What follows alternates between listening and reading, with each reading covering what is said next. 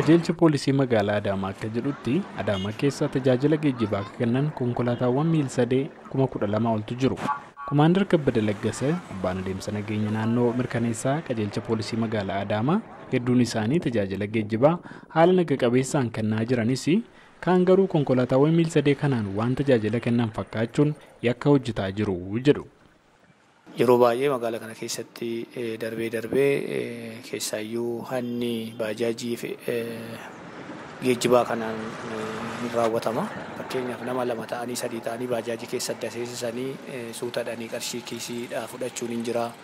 Akkasumas baajaajii kanaan naanna'anii namoota silkii qabatanii deeman aannan maammaa kana dhuganii itti tufanii bu'anii akka nama bishaan surreerraa nama waan itti tufe sanarraa haxaa'u fakkeessanii kiisii keessa galanii fuudhuun jira.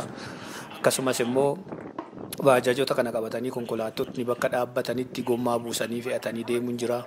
Akkuma argitu kun baajaajonni atammaa argitu kun qe'ee kana keessa jiru. Namoonni abbaan dhimmaa jiran kun keezii adda addaatiin baajaajota qabamanidha. Waliigala gara bara 2013 gara baajaajii naannoo 153 kanaan to'atamanii. Kumaandar Kabbadeen qajeelchi poolisii magaalaa Adaamaa namoota yakka kana raawwatan irratti qorannoo akka gaggeessee fi adda baasee akka isaan beeku himanii jiraattota yakka yannaa kun irratti raawwate himataniifis hojiin qabeenya isaanii deebisiisuu warra yakka kana keessatti hirmaate ammoo to'annoo jala oolchuu itti fufaa jirra jedhan.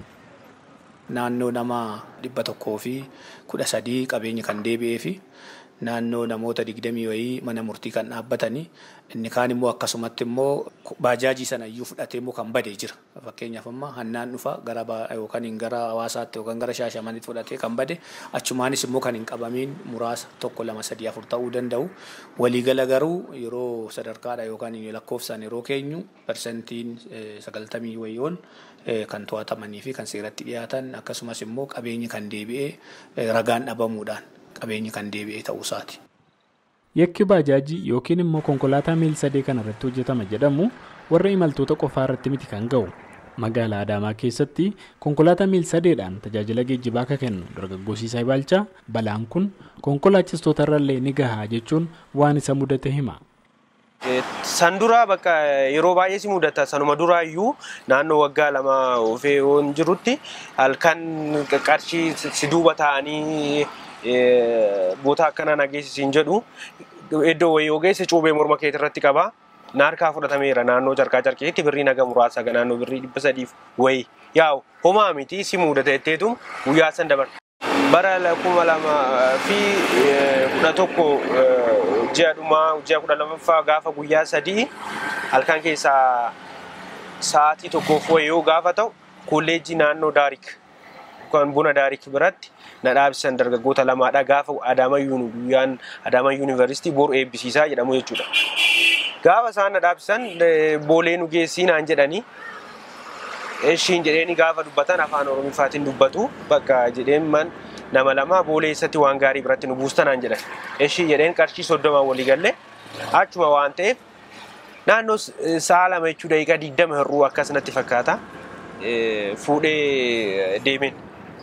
Karaa waan gaariitiin karaa boolee baajaajii mazoora ol darbee waan gaarii bira gaafa geenyu koobiliin akkatti gara harka mirgaatti seenuu jira ture akkuma waan gaarii dabarteen. Nan seenee naaseen xiqqoo akka xagaanuun jedhanii nan seenee xagaan jedhee bilbilin bu'ee dawwalaa geenyerra nu bahee akka waan jedhu wayii taasa'a. Kazaan bu'ee herreen kee meeqa gaafa naan jedhu na bira ga'ee herreega isaa gaafa nan kiyyarraa fudhadha jedhu kan duuban jiru harka isaa morma kiyya jedhuutti galchee jechuudha. Naandee bakka kazaan gottoteetuma duubatti na dabarse kan dursee baajaajarraa bu'ee sun ana boota kana egaa duubatti na dabarsaniin booddee baajaajicha kaasanii oofanii. Egaa baajaajicha kaasanii oofanii ani achuma keessatti natti fixanii na hudhanii afaan koo keessan dhiigni akkasuma bakka nan lubbuu koo nuti jedha jechuudha. Sana booddee OBN gaditti gamoon tokko yeroo sana ijaaramaa ture qoshashaa akkas waan badaa qoree manaamna qaba ture achi keessatti nagatanii ani lubbuudhaan of hin beeku yeroo sanitti hospitaala Hayilamaariyaam na seesisanii halkan qixxee haa ta'u maal haa ta'u ganaman lubbuu koo beekee jechuudhaan baajaajicha fudhatanii deeman. Dargaggoo Sisaay yaalamee erga fayyeen booda konkolaataan isarraa hatamte obboleessi isaa soodaree naannoo Awaashitti argee qaama nageenyaatti beeksisee sana booda qarshii kaffalee akka baafate hima. Garuu ammas hojii kanarratti of eeggannoo gochuun nuuf rakkisaadha jechaan dubbata. Yeroo baay'ee rabbiin yoo si eege malee ati of eegdee hin dandeessu. Aga dandeessan guyyaa odoo hojjettee galtee bareeda. Garuu immoo argannaa keetiif baasiin kee waliin gitu waan ta'eef jaalattee miti. Nama soogiddaa miti qammastee ilaaltu inni badaadhattee murteessuu hin dandeessu.